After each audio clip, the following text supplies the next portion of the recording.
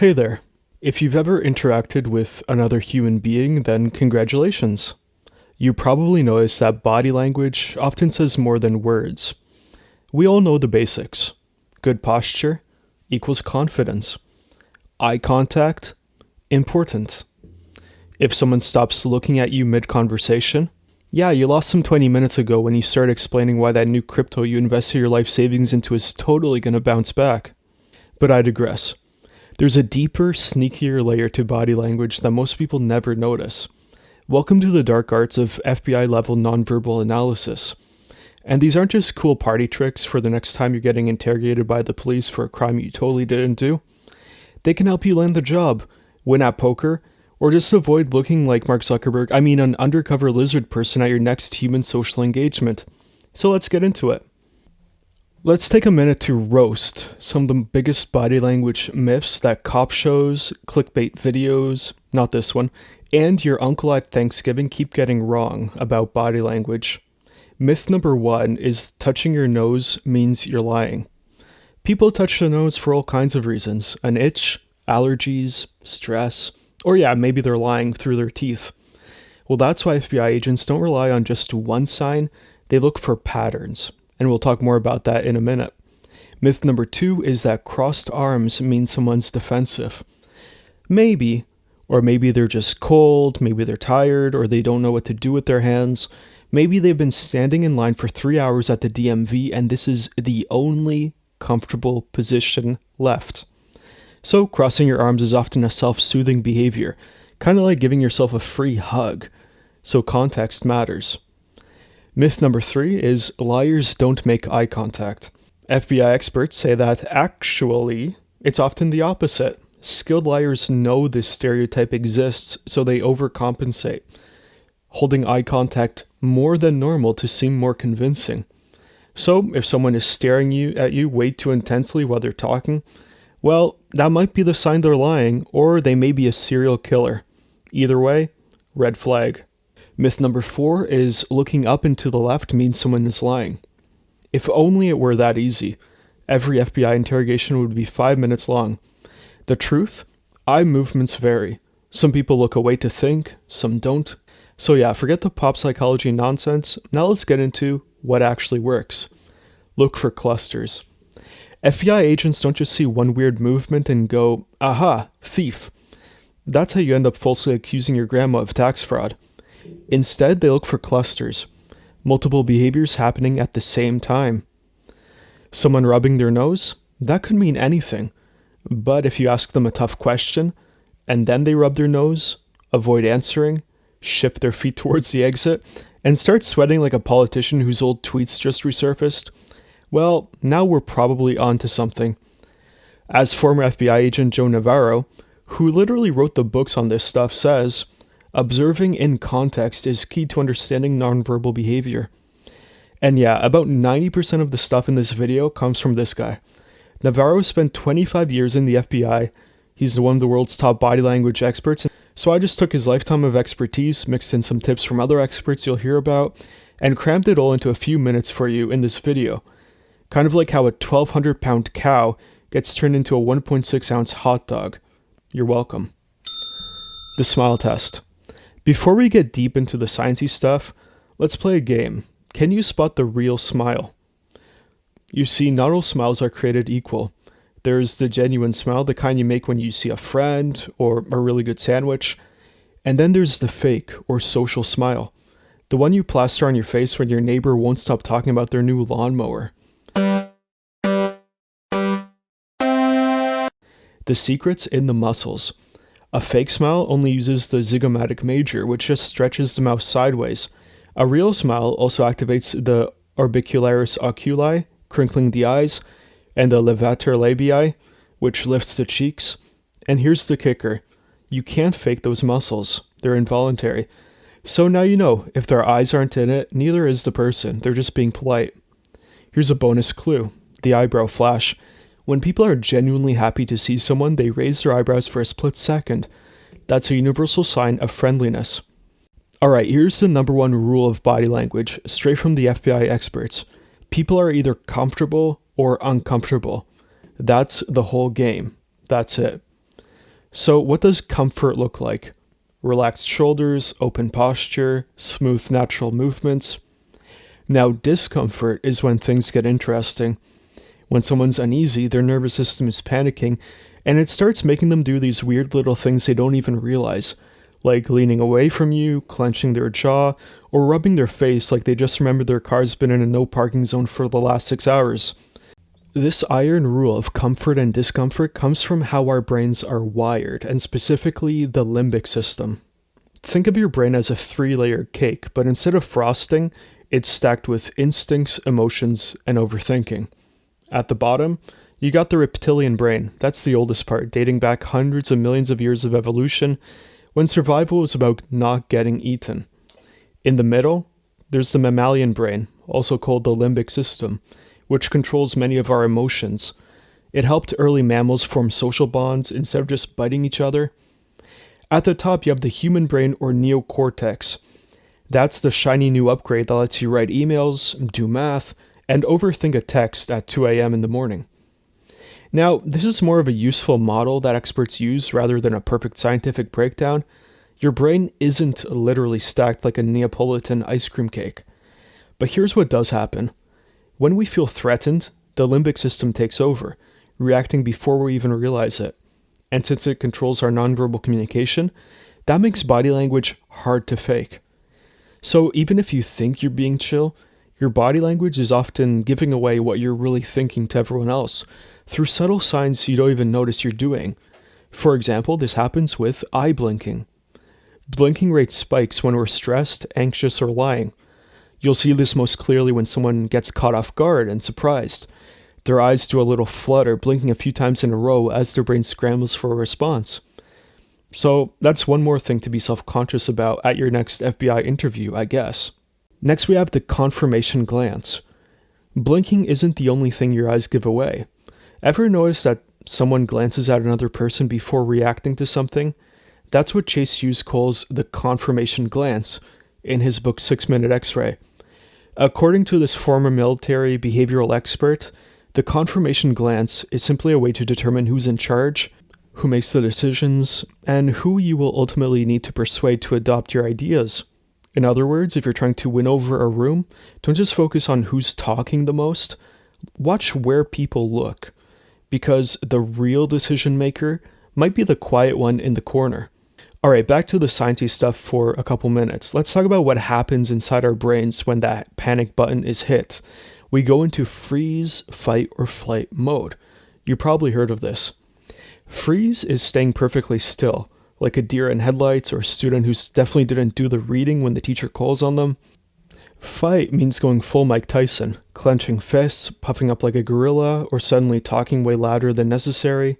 Flight is all about escape, like a teenager scanning for the nearest exit when their parent says, "So, are you seeing anyone?" And it's not just about movement. Our bodies physically change on the inside too.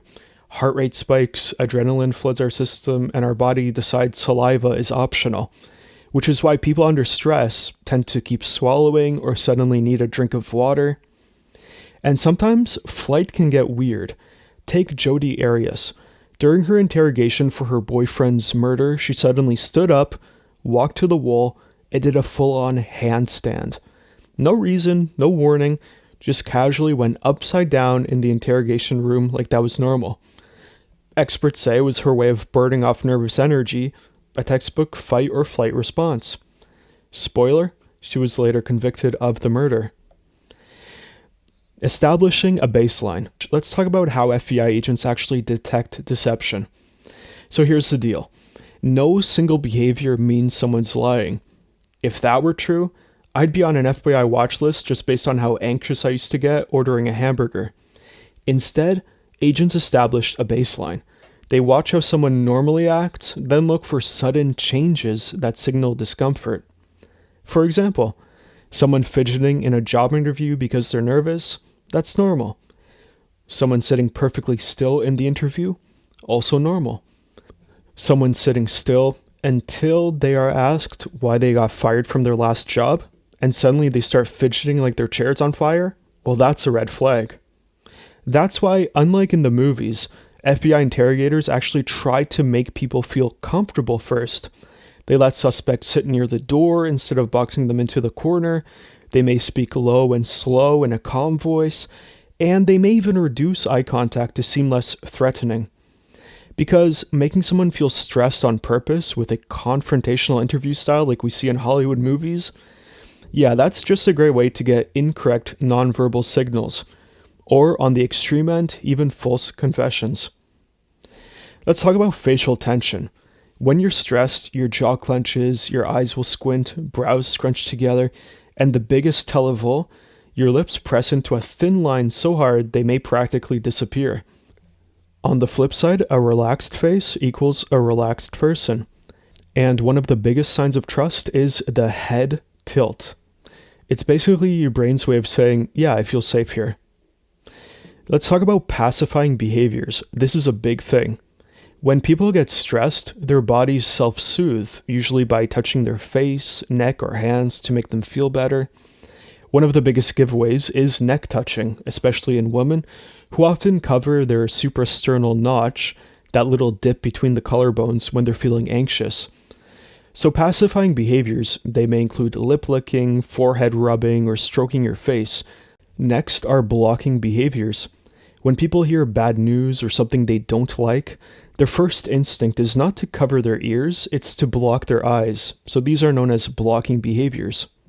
And here's a wild factoid. Even blind children do this, which means it's a neurological behavior, not something that's learned. So blocking behaviors include covering the face, briefly shutting the eyes, or looking away, all subtle forms of the flight response, if you think about it. Because unfortunately, sprinting away from an uncomfortable or awkward conversation isn't considered socially acceptable in our society. So when we can't leave, our mind tries to create psychological distance instead by blocking out the uncomfortable stimuli. One of the best examples of this is the ice pick killer.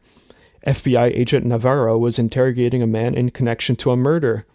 So at the time, this guy wasn't even a major suspect. He had a solid alibi, but Navarro had a hunch about him and pressed on anyway. See, only Navarro and the killer would have known what weapon had been used in the murder, so he decided to ask this man some questions, testing for a reaction. He ran through a list of weapons, asking the guy, if you had murdered this man, would you have used a machete? Would you have used a knife? Would you have used an ice pick? And right at that moment, the man closed his eyes and tucked his chin down, a clear blocking behavior, like his brain was trying to block out the reality. So that was the first clear tell that eventually led to a confession. Feet reveal true intent. After thousands of FBI interviews, Navarro learned to look at people's feet first. Why? Because feet don't tend to lie. Or in his words, truthfulness decreases as we move from the feet to the head.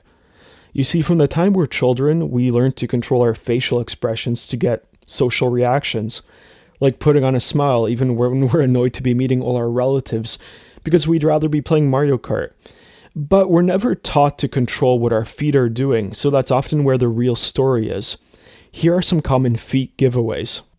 If someone's talking to you but has one foot pointed away, that's a common sign they need to be elsewhere. Either you're really boring them, or they actually have to be somewhere, like a dentist appointment in a half hour. Legs bouncing or shifting, that could mean discomfort. It could also mean nervous excitement or possibly impatience. Like college kids who are counting down the minutes to leave a lecture, despite paying Porsche money just to be sitting there. Now there's leg cleansing. That's when someone's rubbing their hands on their thighs. Another classic pacifying behavior that signals discomfort or stress. Let's talk about the torso. Your torso is like a giant, unsubtle arrow pointing out what you care about. If you're facing someone directly and leaning in, that's a sign of engagement and interest, whether in a conversation or a first date that's actually going well for once. How about turning to the side? It's often a sign of less engagement, but that can also be a useful tool for us. When you're talking to someone who's angry or irritated, you can take a step back and angle away from them, and that can defuse tension in the situation by making you seem less confrontational.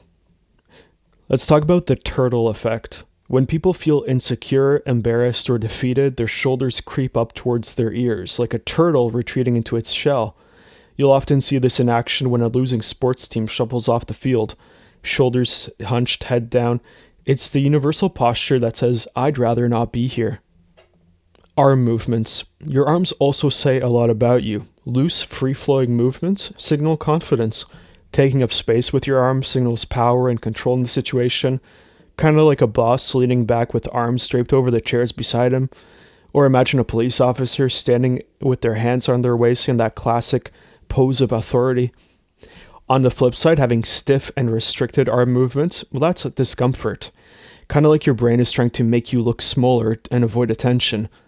Joe Navarro points out this is common in shoplifters trying not to attract attention. Or on a more serious note, abused children who instinctively shrink into themselves. Now we have some hand gestures. Steepling, which is the fingertips touching, is a power move that signals high confidence and certainty, kind of like a CEO about to drop 5 sentences that somehow justify their $5,000 per hour salary. And then there's a thumbs out rule. People who feel positive and high status tend to keep their thumbs visible, even when their hands are in their pockets. Meanwhile, shoving your thumbs deep into your pockets, that's kind of like your body saying, please don't perceive me. Now your palms, they signal your intentions. Palms up, well, that signals openness, non-threatening body language, kind of like you're asking people to trust you. A universal gesture that says, look, no weapons, no tricks, just hear me out. And it can even signal submissiveness, like when someone is pleading their case or trying to win your favor. How about palms down? Well, that's authority and control. Like a teacher stopping 30 screaming 5-year-olds mid-chaos with nothing but a glance and a hand on the table, showcasing their sheer dominance with the unspoken threat of no recess. Clenched fists. That's clearly anger, defiance, or maybe someone who's one slow left lane driver away from losing it. But there's also an even subtler version most people aren't aware of, which is fingers curling slightly into a fist. That's tension buildup, basically a pre-fist, for when your body wants to punch something, but your brain is still holding it together, for now. Now let's talk about chirality, kind of like a two-faced effect. This is something really weird. Have you ever met someone whose face doesn't seem to match what they're saying? Like they're kind of smiling, but something about it feels off? Well, that might be chirality in action. Joe Navarro came up with this concept based on chirality in chemistry. That's where a molecule looks symmetrical at first, but actually isn't. You see, he found that sometimes, when a person was difficult to read, their face was actually showing 2 different emotions at the same time. Like one side might be conveying calm and confidence, while the other side looks intense, anxious, or like they're hiding something. So, if someone's expression feels off, try covering one half of their face on a photograph at a time. That can make it way easier to spot the emotions on each side separately, and you might just see a completely different story hiding in plain sight. Now, to dive deeper into body language, communication techniques, negotiation strategies, and even dark psychology, you'll want to check out Growth Summary. That's my interactive book summary service. Find in-depth guides to the books mentioned in this video, and they can help you read people, have better conversations, and even avoid getting manipulated.